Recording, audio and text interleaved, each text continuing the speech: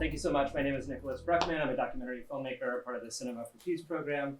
I'm here to moderate a panel today, one of the last of the forum. The title is New Rules, Identity, and Gender. But because these topics have evolved so much, even since these questions were first written and the panel was first provided, I think we're also going to focus a lot on gender and rights and the advocacy of the work of people on stage here and the backsliding of those rights in authoritarian regimes that we've seen over the last decade and certainly in the last several months. By way of the topicality of this topic in the United States, so there's been a lot of discussion here about the US presidential election, and we all know that the Republican Party spent $215 million on ads attacking trans rights, which many in the US see as critical to the victory of Donald Trump. So we're going to talk about that, but more so in the international context, and we're especially privileged to have some of the members of Pussy Riot here, the globally renowned symbol of activism and resistance in the face of oppression and the authoritarian regime in Russia. So I'll briefly introduce everybody, and then at the end, Graeme Reid will make some remarks. So just to begin, I will I'll try to go from left onwards. So we have Lisa Samoilova, who is a human rights activist. I'm working on my Russian pronunciation as we go. We have Masha Alyokina from Pussy Riot. Yeah, did I do okay? Yes. Okay, great. We have Graeme Reid from South Africa. Graeme Reid is the United Nations independent expert on the protection against violence and discrimination based on sexual orientation and gender identity, and is a former director of the LGBT Rights Program at Human Rights Watch. Welcome, Graeme. We have, newly joining us, is Nika Nikolshina, also a member of Pussy Riot, joining us today to talk about her experiences and activism. And we have Julia Monro. Julia Monro is a German activist and expert and is the founder of the Trans Kids Project. She's also on the board of LSVD, which is the Association for Queer Diversity, and is one of the largest civil rights groups for LGBT groups here in Germany. And lastly, we also have Lucy Stein from Pussy Riot joining us. And we're so glad to have you all here. We will begin with Graeme Reid setting some introductory remarks for the panel. Thank you, Graeme.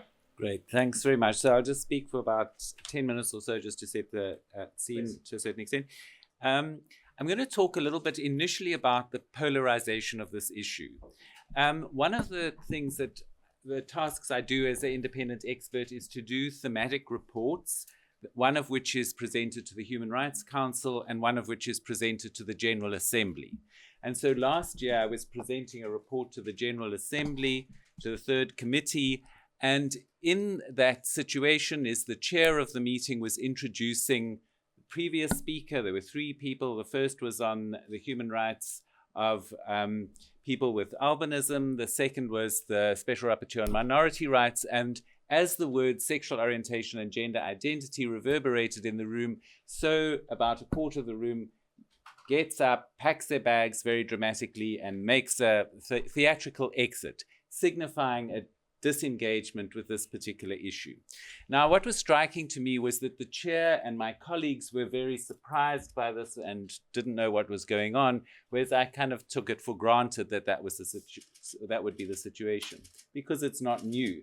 But it did signal to me that this is unusual in that context for something like that to happen. And it was an indication of the depth of polarization around this issue.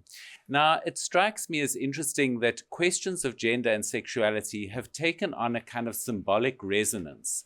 Very often the case is used as a kind of code for broader geopolitical divides. And this was one illustration of that division.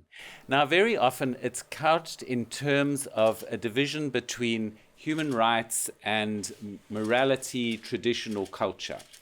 And I want to use as an illustrative example, and I know that there are many people here much better qualified to talk about this topic than myself, but just the ways in which this has successfully been used by Russian President Vladimir Putin over a period of time. And I'd start with the passage of the 2013 so-called gay propaganda law, which made it, the law itself referred to the propaganda of non-traditional sexual relations in the presence of minors. Subsequently, it's become much more extreme than that, but that was the initial iteration. And the political timing of that was very much about Putin consolidating a conservative domestic support base. And in addition to that, using this internationally to take on the mantle of the defender of so-called traditional values. So Russia spearheaded a series of resolutions within the Human Rights Council on the protection of traditional values, but it was very much couched in terms of undermining individual rights, in terms of this notion of a sort of collective traditional values. And it is extraordinary to think that the defense of traditional values was used by the Russian Federation in partial justification of the full-scale invasion of Ukraine, in contrast to what Putin refers to as gay Europa, in reference to what he suggests is an inappropriately liberal West compared to the Russian situation. Now, I use Russia as an example, but it's certainly not unique as an example. And, just yesterday, Hungary passed a law, again, justified in terms of the protection of children from unsavory public influence in the way that they have conceived it, but that would allow the state to restrict any gay pride parades, for example, or public expressions of identity. And this has been a pillar of what Viktor Orban has termed himself a kind of illiberal democracy, using this issue, attacks particularly on trans rights and LGBT rights more broadly, as part of a justification for the erosion of democratic norms and values. Similarly, in Poland, under the previous government, the Law and Justice Party, there were systematic attacks against LGBT rights, including a number of regions in the country, over 100, that declared themselves LGBT ideology-free zones. But while that was happening, while people were preoccupied with these kinds of attacks on LGBT rights, simultaneously was the erosion of independence of the judiciary, of the free press, and of civil society organizations' ability to operate freely and openly. So I see this as a kind of ruse and a political tactic that's used for a broader political project. And very often that's an authoritarian project of which this is a symptom of that decline. And I think, it's significant. You've mentioned the US elections and the build-up to that, and the way in which specific issues, and this was particular issues around trans rights, were targeted. Is that because the Republican Party at that time saw these as particularly salient? Or I think it was because they had determined that would be the issue that would, bolster their political support. And so when President Trump was inaugurated, some of the very first executive orders that were done as a sort of form of political theater were directly attacking trans people. There are three in particular that are particularly egregious executive orders. But again, I see this as part of a broader strategic deployment for a bigger political goal. Now, just as an aside, I'm going to say something about the other side of this symbolism, is that another aspect of the work as independent expert is to conduct country visits, whereby I go to a particular country and do an assessment of that situation in that country. Now, a peculiar aspect of the work is that I need to apply to be invited. So that limits the number of countries I can visit, because they don't want you there. Yeah, if they don't want me. So the first country to accept my request for an invitation was Albania. And what was interesting in Albania is that at both a national and a regional, local level, everybody spoke about a commitment to equal rights and to LGBT rights in particular, and the country has a national action plan. But at the same time, everybody also spoke about EU accession and the desire for EU accession, of which a comprehensive LGBTI rights program was seen to be part and parcel of that trajectory. So, again, there's the other side of this is that there is a kind of investment in the symbolism of LGBT rights. So, illustrating this kind of geopolitical divide. So, one of the things, a report that I presented to the Human Rights Council in June of last year was looking at restrictions on freedom of expression, freedom of association, and peaceful assembly. And the reason I chose that is because I've been struck by the range of different laws that have laws and policies that have been passed that restrict public expression of identity. The propaganda law I've mentioned in Russia and many copycat laws, but also so-called promotion of homosexuality laws, for example, is the other one. And my concern here is both that individuals and organizations are restricted in their ability to express themselves in the public sphere, but also that unscrupulous politicians invariably use very demeaning language in order to justify the imposition of that law. And there are three elements to that. The one is that LGBT people somehow represent a threat to children, hence the gay propaganda law that initially was, in the presence of minors, or the example in Hungary, whereby gay pride is banned so that children aren't exposed to sort of public expressions of identity. So it's the threat to the children, threat to the family, and then in an extraordinary stretch, a threat to the nation state itself, so that LGBT people become seen as a source of moral panic within that society. And so in a situation in which people are already vulnerable, there's increased restrictions on their ability to organize and operate, and at the same time this very hostile rhetoric directed against them that makes them particularly vulnerable. I'm going to conclude by saying that, this is a fairly bleak situation in some senses that I outline, and it's always important to remember the extraordinary progress that has actually taken place over the past, say, 30 years in terms of some of the markers of that being decriminalization of consensual same-sex conduct, recognition of relationships, legal gender recognition that has expanded quite considerably across time. Now, in my role at the UN, I would very much like to be engaging with middle ground states, but it becomes very difficult in such a highly polarized environment in which these issues have taken on a symbolism way beyond the thing itself. Now, I do come, I'm from South Africa, and I do draw on my South African experience.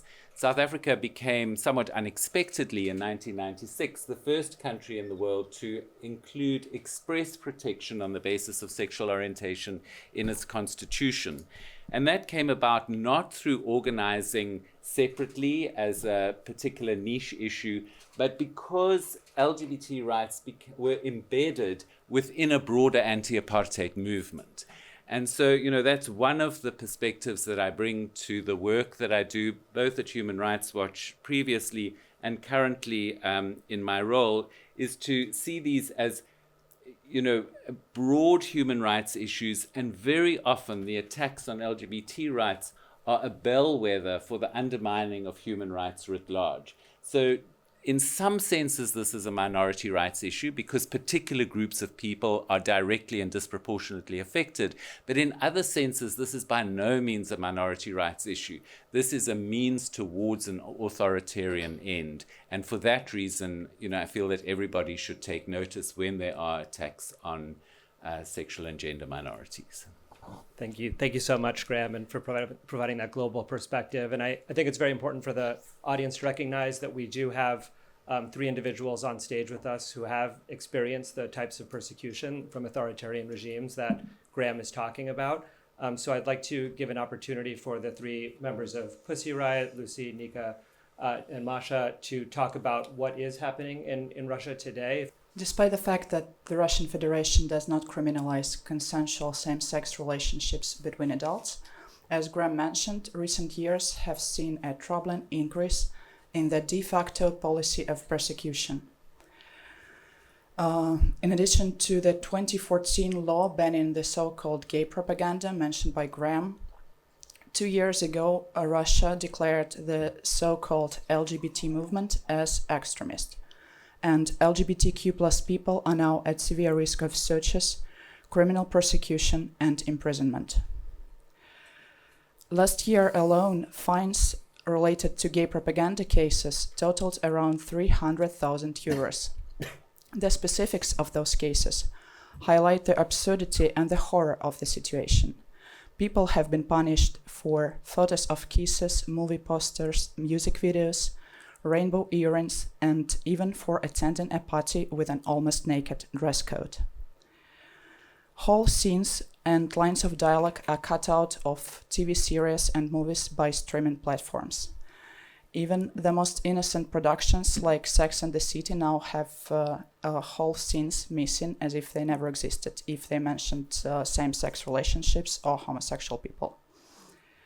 Russian officials also do not forget about the language.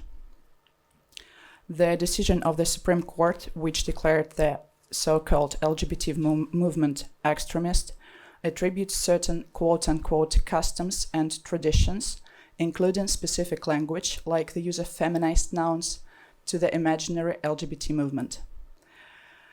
One of the Russia's leading universities, High School of Economics, even banned its students from using any feminized nouns in their written communications. In addition, dozens of clubgoers in Moscow and other cities are detained following anti-LGBTQ propaganda raids. You cannot go to a bar, a club, or a party without fearing the place will be raided by armed people. It is not even safe anymore to gather in private homes.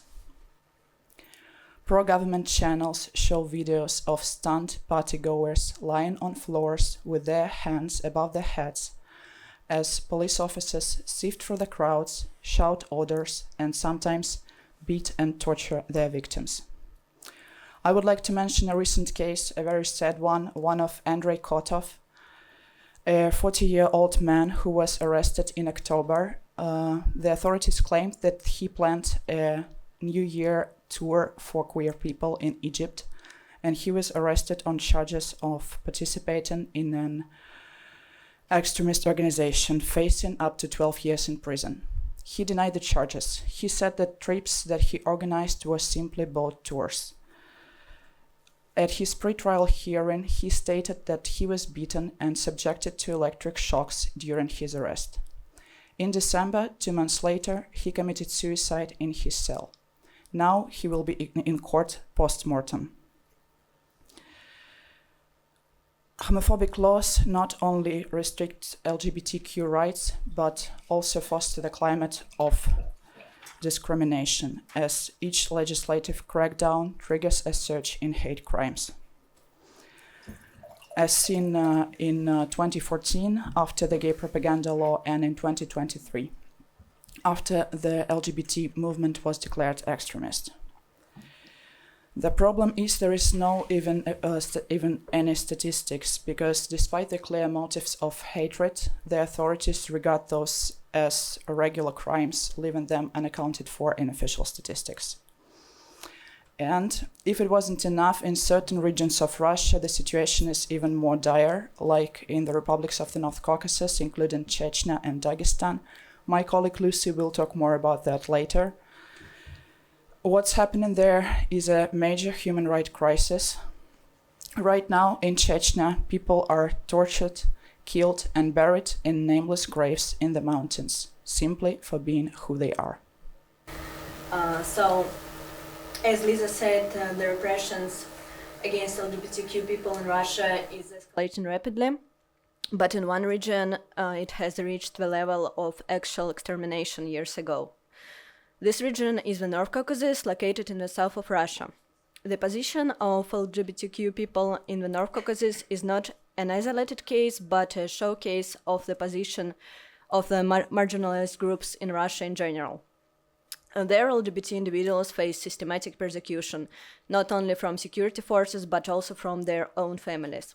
This is driven by a mix of local traditions and the Russian state policies. Victims are detained, tortured, subjected to conversion therapy, and even executed. The most brutal republic is Chechnya, as its extremely homophobic head Ramzan Kadyrov started the so-called gay purges and created gay prisons. His loyalty to Putin and the resources he receives to suppress separatism allow him to do whatever he wants. In 2017, Kadyrov started anti-gay purges in Chechnya. More than 200 men were detained in a campaign of sexual purity. They were never formally charged. Many were tortured and killed in police station basements. At least 56 men were executed in a single night in February. Russian authorities claimed these missing people were terrorists, while Kadyrov publicly stated that there are no gays in Chechnya. These purges continue to this day. Hundreds have been killed. With time, it has become an industry for law enforcement. They demand a ransom from the detainees' relatives, and if the family is not able to pay, the person should earn their freedom by informing on others or by participating in the organization of trap dates. If a person refuses to cooperate, their torture continues until they are either killed or imprisoned on false charges. Since Russia's full-scale invasion of Ukraine in February 2022, men detained on suspicion of homosexuality have been forcibly sent to the front lines. One of them managed to call his relatives and report that he had been forced into sexual slavery by fellow soldiers after they learned about his sexual orientation. A 28-year-old gay man from Chechnya, Idris Arsamikov, was detained at a Moscow airport while trying to fly to the Netherlands. To stop him from leaving, Chechen authorities accused him of fraud. He was taken back to Chechnya, but the case never moved forward. Soon after, he disappeared. Sources say he was forced to fight in Ukraine. Under government protection, Chechen families practice honor killings of relatives who violate local traditions, believing that blood washes away shame. Seda Suleimanova, a 26-year-old Chechen woman, was abducted from her apartment in St. Petersburg by police and taken to Chechnya, where she was handed over to her family. After public outcry, she appeared in a video with Chechnya's so-called human rights commissioner. He claimed she was fine while she sat next to him, silent, staring at the floor, looking scared and drugged. Sources say her family later subjected her to an honor killing on the personal order of Kadyrov's right-hand man. She was buried in an unmarked grave. The persecution doesn't stop when victims leave the region. They are hunted across Russia, and there is no safe place for them inside the country. Even those who manage to flee still face danger in countries that cooperate with Russia. Not a single crime against LGBTQ people in the North Caucasus has ever been investigated by Russian authorities. I'm speaking about this because I work with the North Caucasus SOS Crisis Group, which has been rescuing victims of persecution for the past 8 years. Since 2017, we have helped over 800 people and evacuated more than 400. Every day we continue to receive urgent requests for help from victims of torture and persecution. Like many human rights organizations, we rely on support from private donors and international foundations. And what is happening in the United States right now, especially Trump's anti-LGBTQ agenda and his ties with Putin, directly impacts organizations like ours. We fear that if NGOs are forced to stop their work, repression in Russia will escalate even further. If there is no one left to document abuses and protect victims, the situation will become even more dire. Thank you, Lucy. Hearing all of these urgent human rights abuses unfolding, knowing that people can support SOS, I'm curious to ask you, Masha, you're here and you've done a decade more of activism around the world, bringing attention to what's happening in Russia. What is the role that you think the international community can and should be playing to support the LGBT community in Russia and in other authoritarian regimes around the world? Not only authoritarian, but I mean, okay.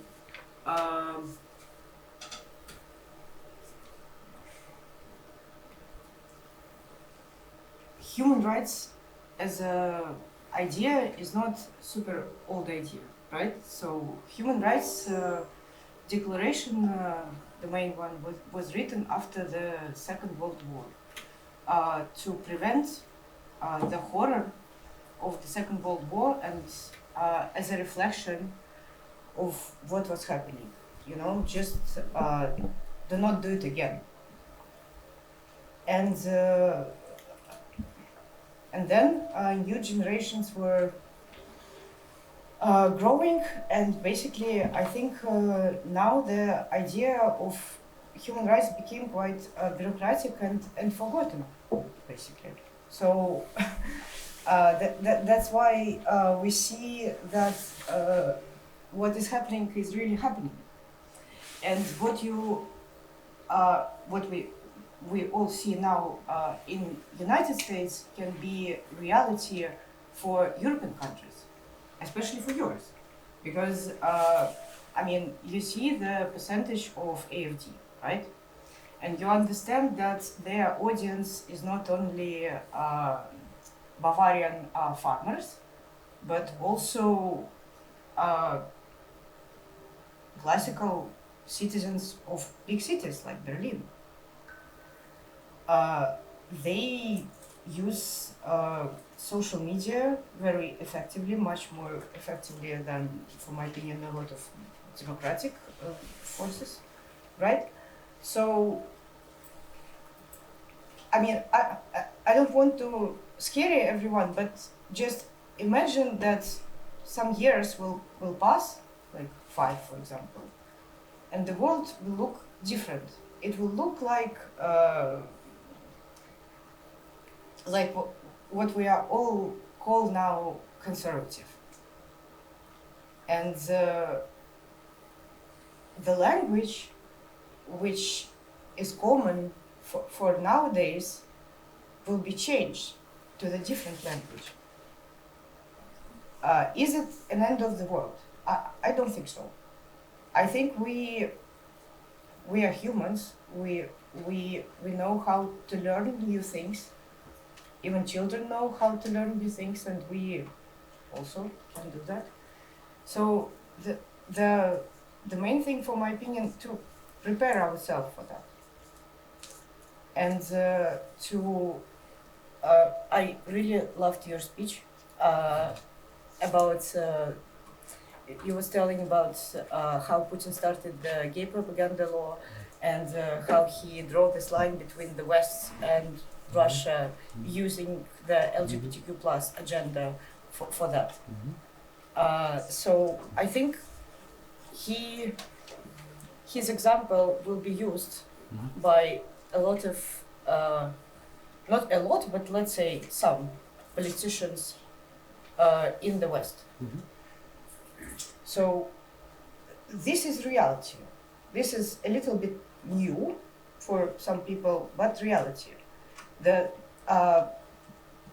We can, I mean, okay, I was born, I'm a child of perestroika, right? So I was born in the very small gap of freedom for our country, when our country was trying to understand itself after the century of the Soviet Union regime, which destroyed the best part of our country. And there was, again, very small gap. During this time, there were and still are amazing initiatives to reflect about the past, to build the human rights field, and people were, I mean, look to the photos of 90s in Russia. There were millions of people who were extremely happy to be free, who loved freedom, who did not want great Russia occupying other territories for its greatness. There were very, very small percentage of this resentment groups who were like, we will take these countries back. So when people are allowed to be like this, they are like this, and there is nothing special in Russia. As an example of, the Russians are not different. It's just conditions of this repression laws, etc., made the country a terrorist state in the front of the world. So, I mean, I just call you to think how it could be for you if something like that will happen in your country, what you personally can do for this, and probably start to do it, because now it's kind of a time. Thank you. Thank you, Masha. And we are going to talk about the German context more with Julia, but I do want to give Nika a chance before. Is there anything that you want to add about the Russian context of what we've been discussing? Anything you want to share about your personal art and activism and experience with the regime? Yeah, I mean, long story short, I think my colleagues already gave like a broad perspective, so my story is going to be like more personal. Please. So, well, when we talk about gender and identity, I can't treat it like an abstract concept, definitely, because like in my country, it's clear that people are killed and murdered for just being who they are. And my father died of AIDS when I was 11. It was 2008. He was denied therapy.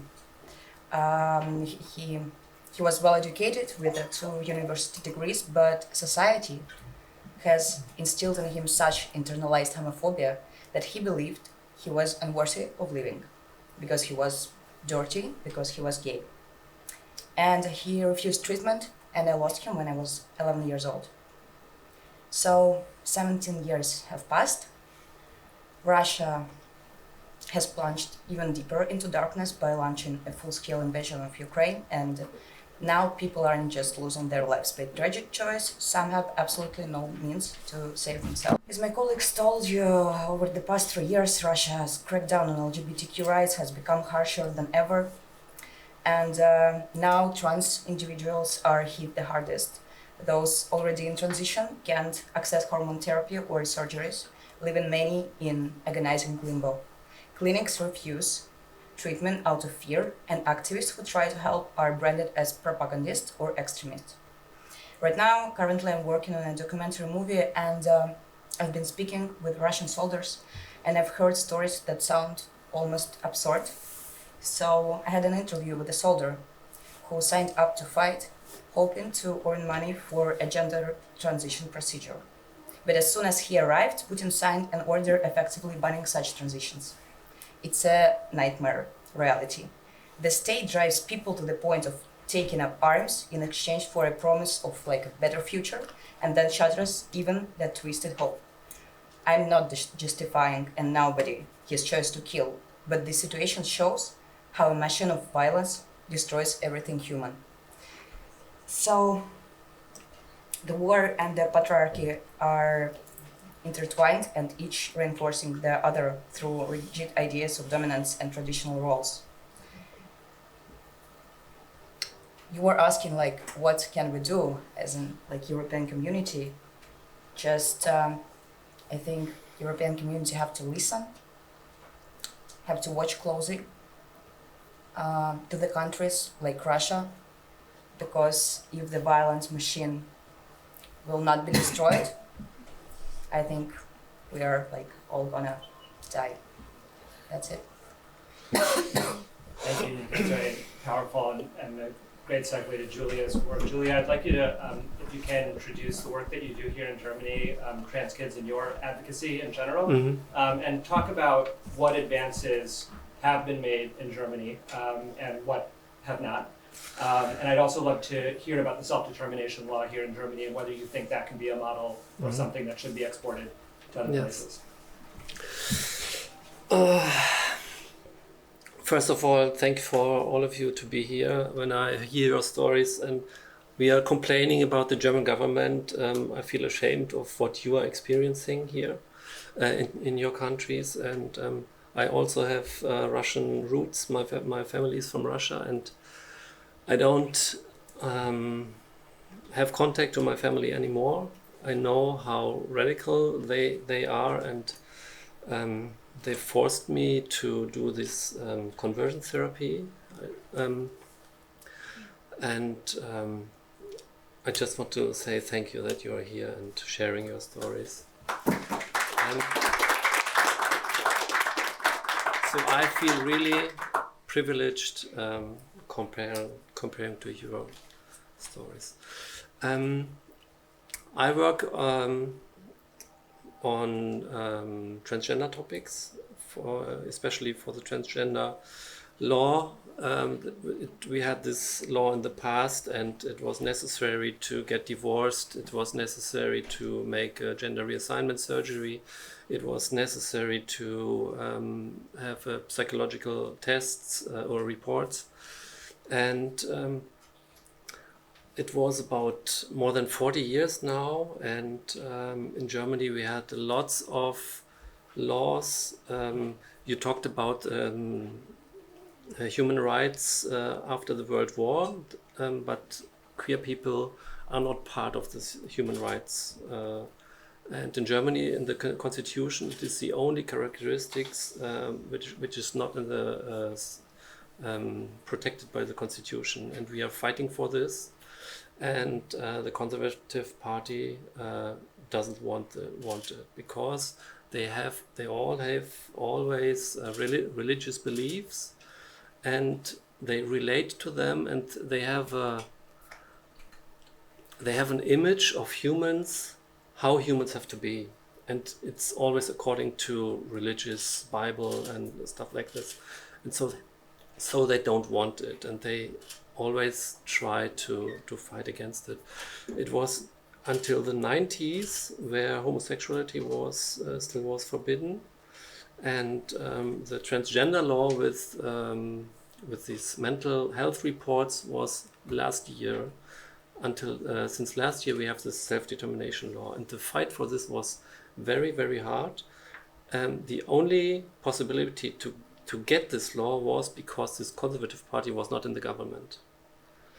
It was the Green Party and the Social Democrats who had first time we had a very big coalitions contract with lots of human rights for queer people. It was never so big as before, and we don't think we will have same things in this new elected government now. We fear that they will take back this law, self-determination law, and the debate about this law was such a hard fight because they always try to. They say trans people they infiltrate, for example, the feminist movement. Trans women are men that want to infiltrate the feminist movement and make a backlash for feminist rights.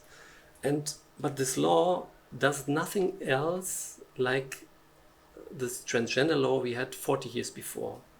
They always fear that trans women are a threat to cisgender women. They always fear we will go to bathrooms and do any weird stuff or whatever. But this law doesn't rule this. This law does only, you have a new gender marker and you have a new name. There's no other result than this transgender law than 40 years before. Just the way to get it is easier. And so there you see, they try to work with lots of disinformation. They try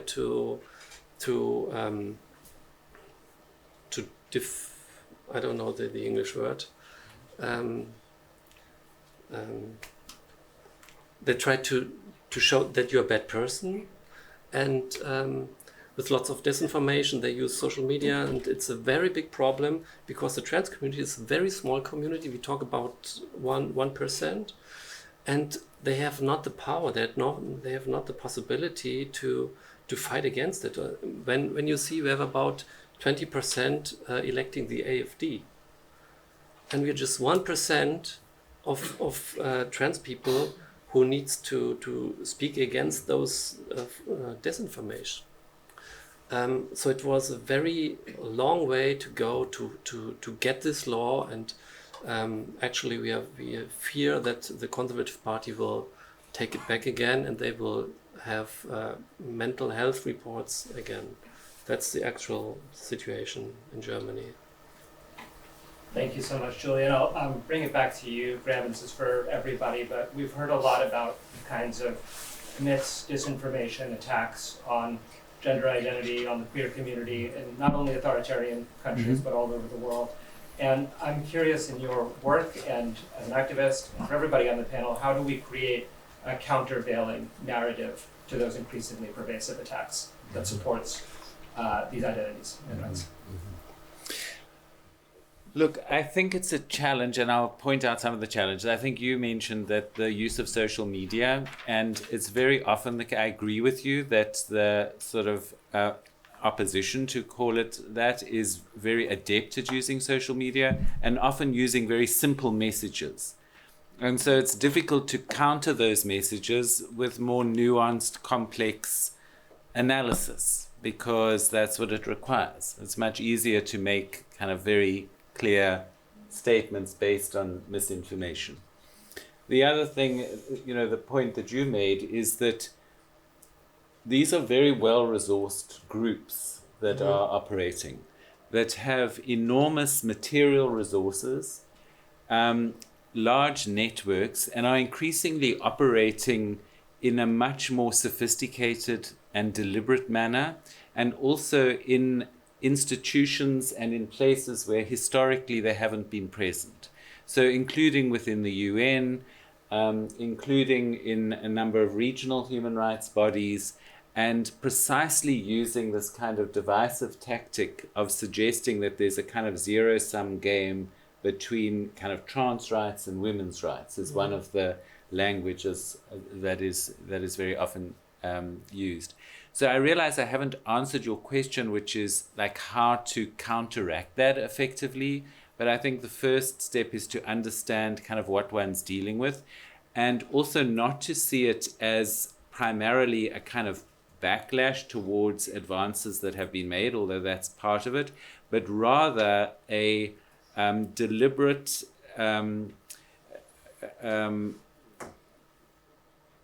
sort of strategy that has a very different vision of what society should look like, and that this is used towards that end. Again, towards a more kind of authoritarian view of how societies should work and should operate. And so I think that raises the question is, why is it questions of gender and sexuality and kind of personal autonomy that is the first point of attack from many of these groups?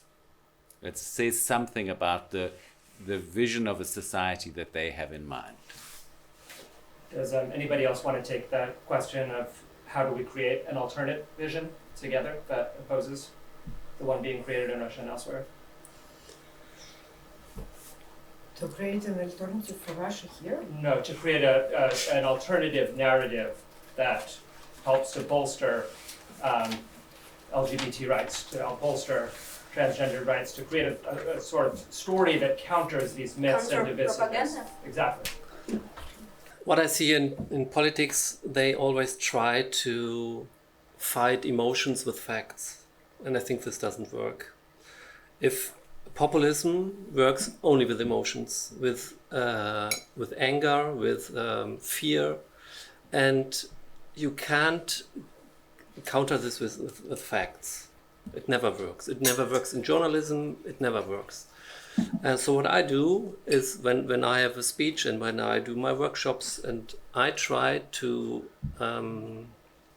evoke empathy, to show them the reality that I live in and my community is living in.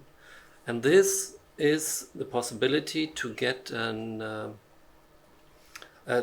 get in touch, to get a dialogue to the people, and so they understand what situation I am facing, or my community is facing. And I think that's the way how we can deal with that. I just wanted to add, in case of Russia, I think it's kind of it's complicated to counter this, because it's not only anti-LGBT, but now authorities and TV propaganda, they are stating that we are in war not with Ukraine and Ukrainians, but against collective West, and LGBTQ is a part of this collective West. This is what we are afraid for, and we need to protect Russia from this. So it's a huge machine, and it's very hard to counter this, because speaking of you are supporting LGBT, it's not only you're supporting LGBT, but you are against Russia. You are like traitor. You said you had an unpopular opinion that you wanted to share last. We all want to hear it.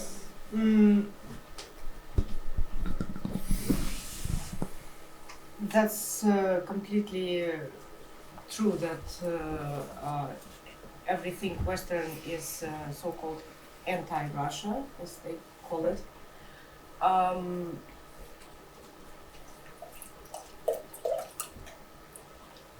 We don't know how the propaganda rhetorics inside Russia will change during the Trump's presidency, because I want to remind you that in 2016, when Trump been elected first time, the Margarita Simonyan, owner of the Russia Today main propaganda holding, put the American flag to her car and was driving with that, saying that they deserve it. So this potential collaboration between these guys is not far away. And again, they have their friends inside Europe, and I'm pretty sure that they will kind of continue to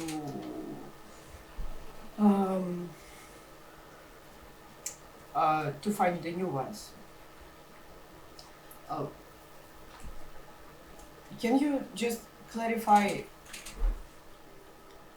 the alternative for what? Well, I think I and the audience are interested to know, for example, you're here internationally. Pussy Riot has spent more than a decade bringing international attention to these issues, and I'm curious, as thinking of storytelling, art, activism, public discourse, language, perhaps it's difficult or impossible in Russia, but globally, how to create a countervailing narrative, one that reframes these issues not as an attack on national identity, but as empowering in some way.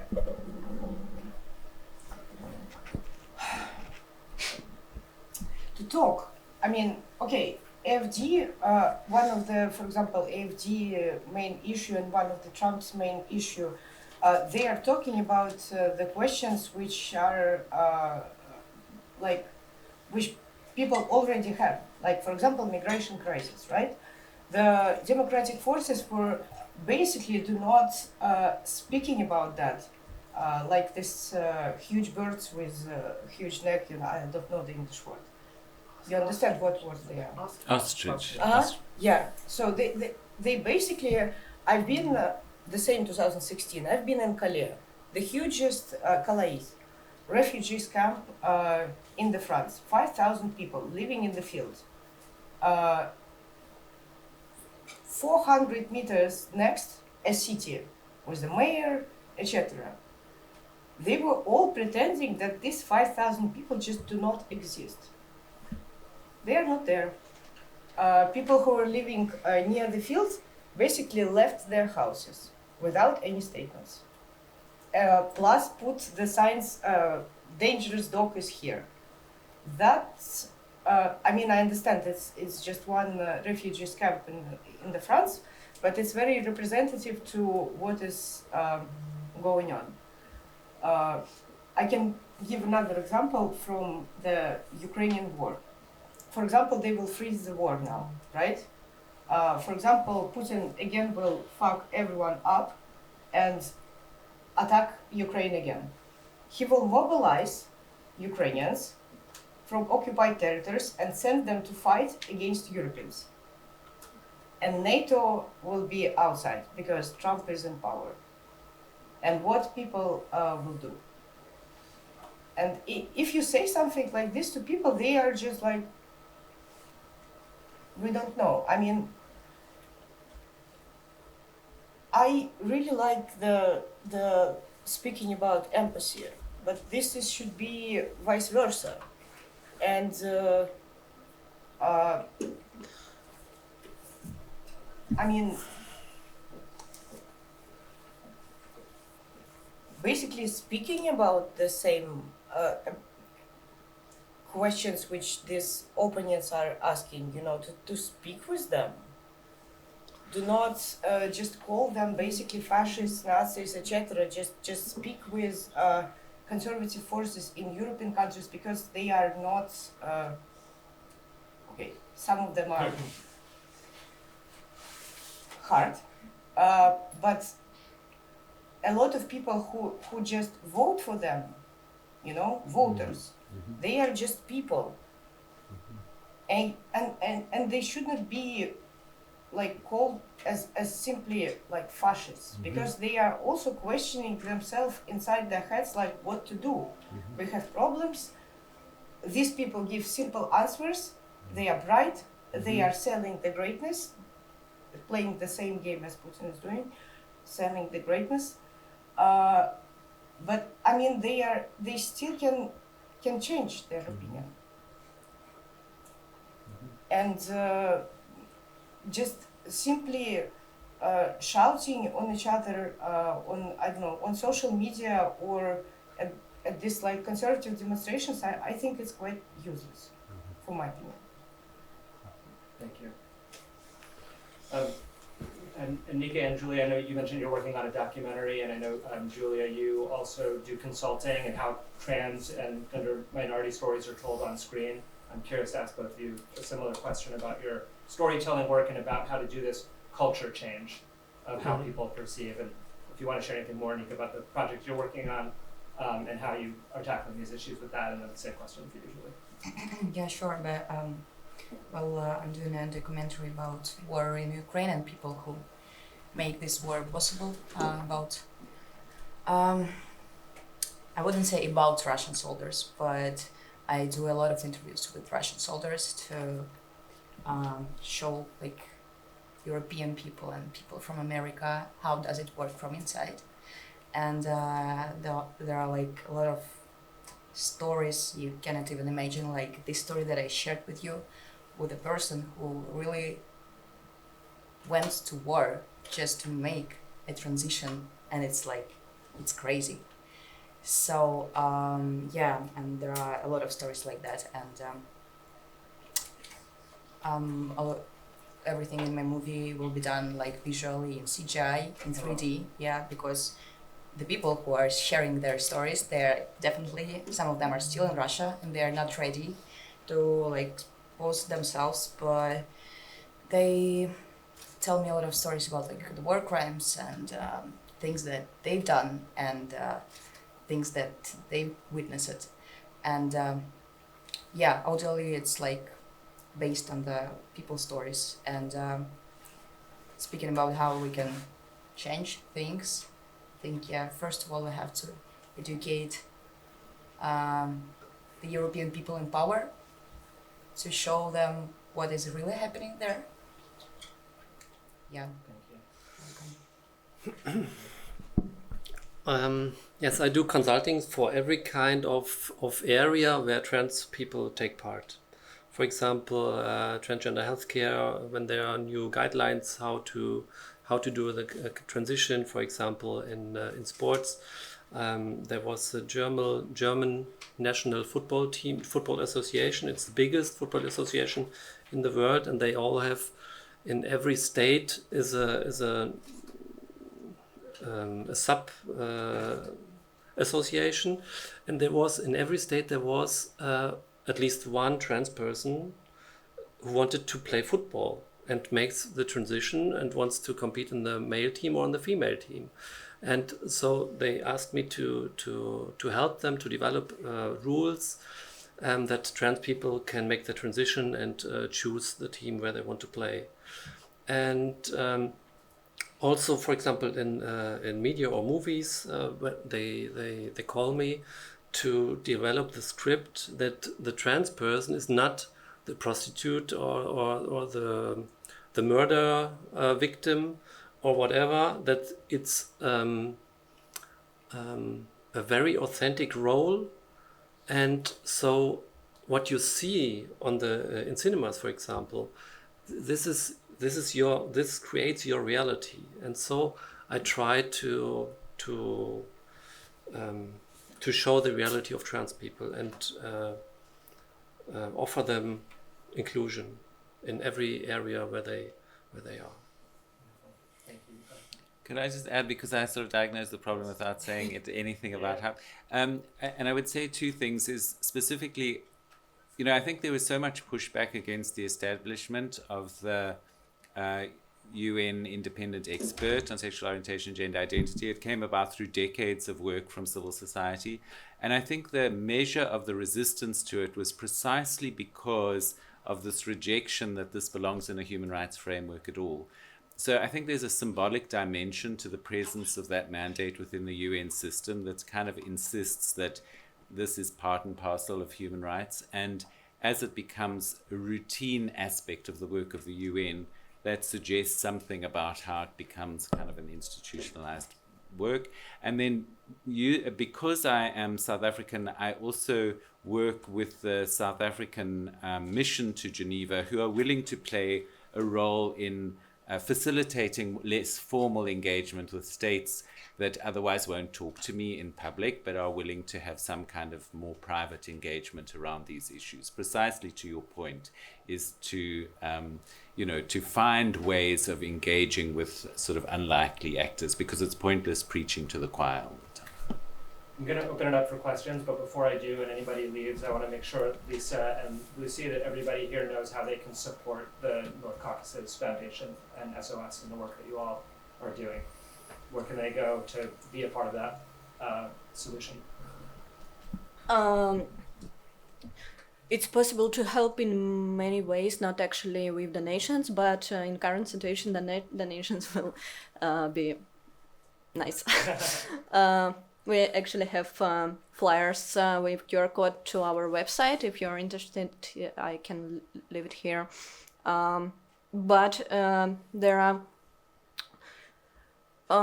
we always need volunteers, like, for example, when we rescue people from the region, especially talking about women, they are usually not allowed to get educated, to learn anything.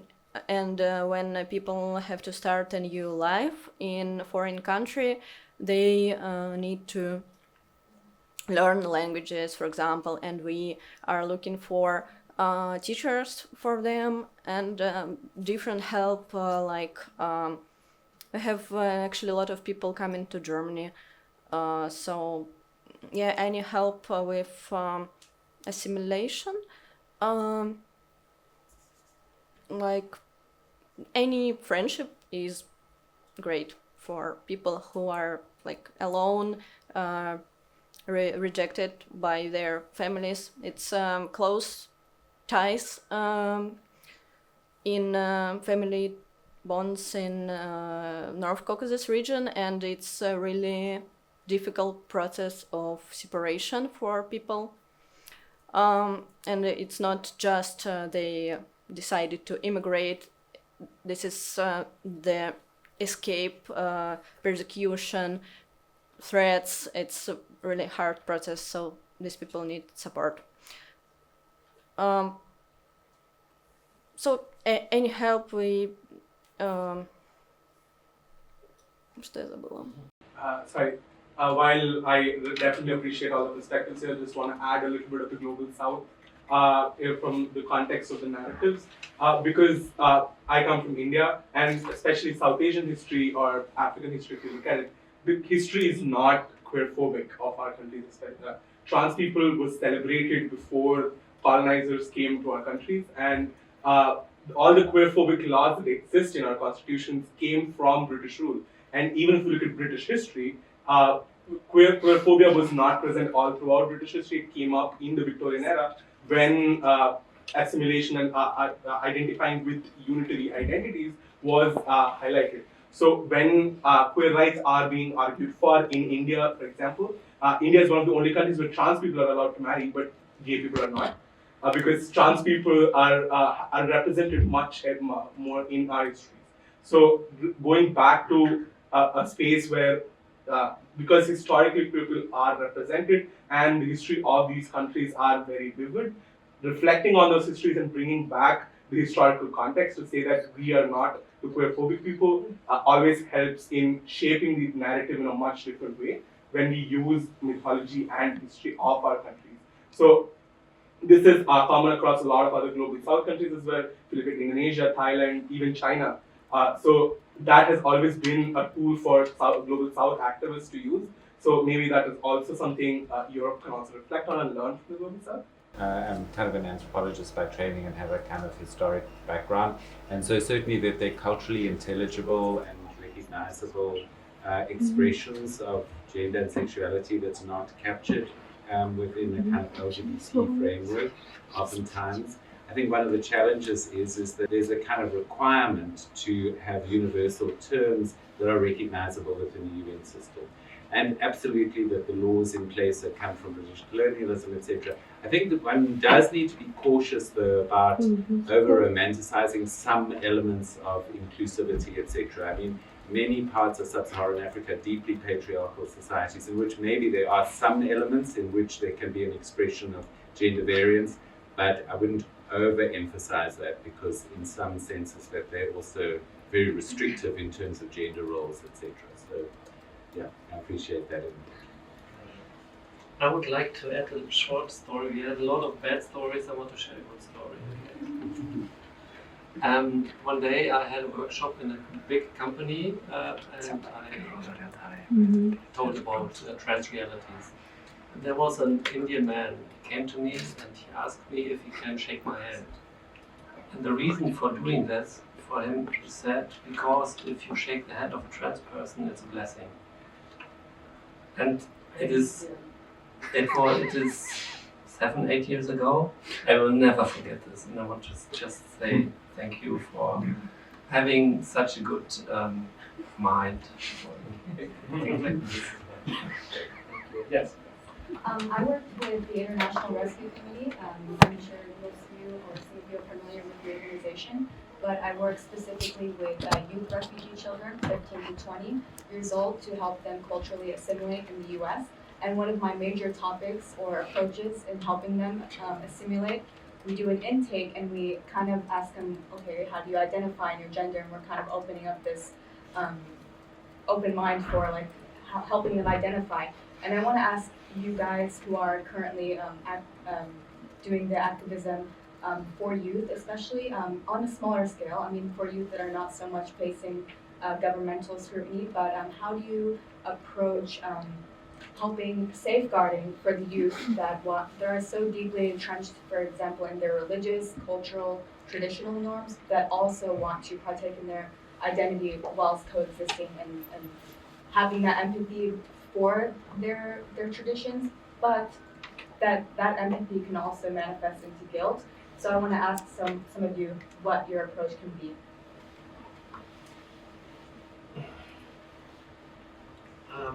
First of all, I tell the youth people always, no matter how you feel, you are right.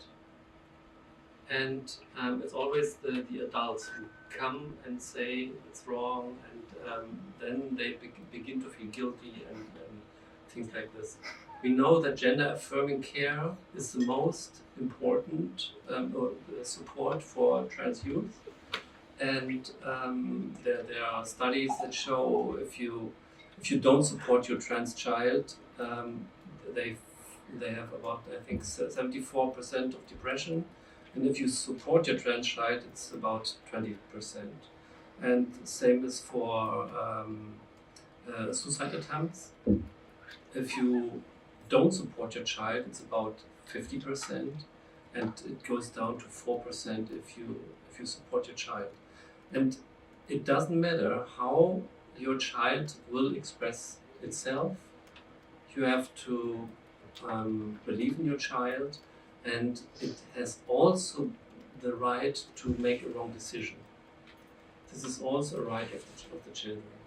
And we know that there's just a little percentage of trans people that do the detransition again, but people have the right to make their own decisions. Thank you. Yes. My question is also for Julia. I was just curious, I just started an NGO in Portugal for trans rights and some of the more marginalized sectors of the LGBTQ community, the advocacy community, and some refugees as well. And I was just curious how you found the government to work with in Germany, or how you got them to listen to you. That's maybe my question, or what your tactics were for working with the government in your NGO.